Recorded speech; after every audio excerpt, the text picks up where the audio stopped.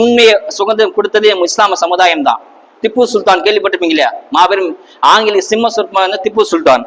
அவரு 1990 சஞ்சய் கான். திப்பு சுல்தான் மிகப்பெரிய வீரர். அவர் மிகப்பெரிய வீரர்.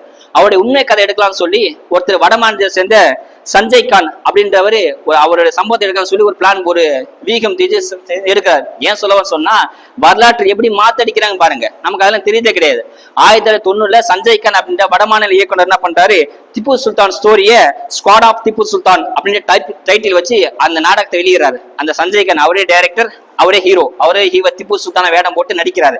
இந்த நாடகம் வெளிவந்த தூர்தர்ஷன் கவர்மெண்ட் சேனல் தூர்தர்ஷன்ல வெளிவருது 1990. நான் சொல்றது அந்த சேனல் வெளிவந்த உடனே சங்கிகள்லாம் இருக்காங்க இல்லையா, சங்கிகள் சேர்ந்து இதை சும்மா விடக்கூடாது சொல்லி அதை ப்ரொடியூஸ் பண்ண பெரிய ஸ்டுடியோ அப்படின்ற அந்த ஸ்டுடியோ போய் கொளுத்துறாங்க, தீ வச்சு கொளுத்துறாங்க, அடிக்கிறாங்க, ஒடிக்கிறாங்க. கிட்டத்தட்ட அந்த தீயில 55 பேர் அந்த சம்பவத்திலே உயிரிழந்துட்டாங்க. உயிரிழந்துட்டு அந்த ஹீரோ சஞ்சய் கான் மட்டும் படுகாயம் அடைஞ்சு ஹாஸ்பிட்டல் அனுமதிக்கப்படுறாங்க. நீண்ட நாள் வாக்குவாதத்துக்கு பிறகு அந்த தூர்தர்ஷன் சேனல்ல திப்பு சுல்தான் கதையை ஒளிபரப்ப கூடாதுன்னு சொல்லி நீண்ட போராட்டம் பண்றாங்க. கடைசியா பேச்சுவார்த்தைக்கு அப்புறம் ஒளிபரப்பு செய்யறாங்க. எப்படி ஒளிபரப்பு செய்யறாங்க, அந்த திப்பு சுல்தான் கதை ஆரம்பிக்கிறதுக்கு முன்னாடி கீழேயும் சப்டைட்டில் இது கற்பனை கதை உண்மை அல்ல அப்படின்னு போட்டு வெளியிட்டாங்க. நீண்ட பஞ்சாயத்துக்கெல்லாம் பிறகு நீண்ட பேச்சுவார்த்தை பிறகு உண்மையான மாவீரர் உண்மை சம்பவத்தை இவனுங்க கற்பனை கதை இது நிஜம் அல்ல அப்படின்னு சப்டைட்டில் போட்டு வெளியிட்டாங்க. எவ்வளவோ கதை நமக்கே தெரியும்.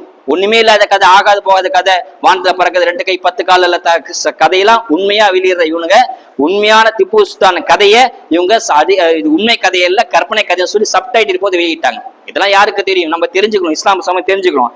காந்தி அன்னைக்கே சொன்னாரு, திப்பு சுல்தான் தலைமையில மட்டும் இந்தியா போர் செஞ்சிருந்தா எப்பயோ ஆங்கில வெற்றி கொண்டிருக்கலாம் சொன்னார் காந்தி. அவ்வளவு பெரிய வீரர் திப்பு சுல்தான். ஒரு இடத்துல ஒரு கழிவறையில எழுதியிருந்தாங்களாம் திப்பு அசிங்கப்படுத்த சொல்லி ஆங்கிலேயர் ஒரு கழிவறையில திப்பு சுல்தான் அப்படின்னு பேர் எழுதியிருந்தாங்களாம், அசிங்கப்படுத்துறதுக்காக வேண்டி. நம்ம இப்படி கக்கூஸ் ஆண்கள் பெண்கள் எழுதுவாங்க அந்த மாதிரி. அப்போ திப்பு சுல்தான் பார்த்து சொன்னாராம், ஆங்கிலேயருக்கு என் பேரை பார்த்தாதான் மோஷனே போகும்னு சொன்னாராம். அந்த அளவுக்கு மிகப்பெரிய வீரர் திப்பு சுல்தான். ஒரு மிகப்பெரிய ஒரு ஆளுமை இருந்தார் திப்பு. அவர் இருக்க வரைக்கும் யாரும் இஸ்லாம் ஒண்ணுமே பண்ண முடியல. பகதூர் ஷா